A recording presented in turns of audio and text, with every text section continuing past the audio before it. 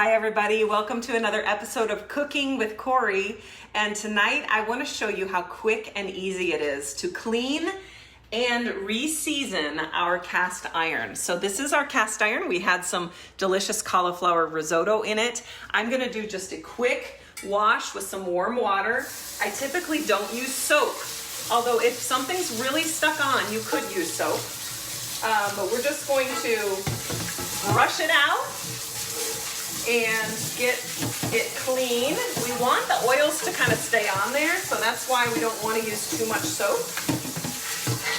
All right, so once it's cleaned out, these are nicely seasoned and they come pre-seasoned. So they are pretty non-stick just to start with, and they clean real easily with a little bit of warm water.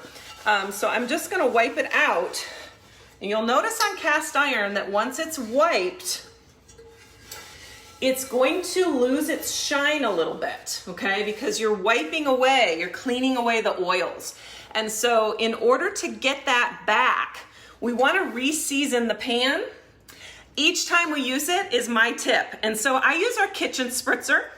This is a great little tool to have and replaces your aerosol cooking spray that has all kinds of nasty chemicals and yucky things and makes your bakeware sticky. So this is real oil in here.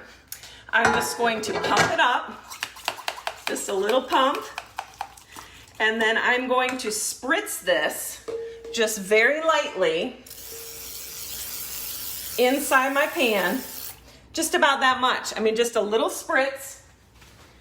I'm gonna take 1 square of paper towel and I am just going to wipe that oil on and out, including the handles, the edges, everything. We want it to be a little oily because while this is sitting in your cabinet, it is going to be soaking in and re-seasoning itself and ready for the next time you use it. So it's as easy as that to clean and care for your cast iron skillets.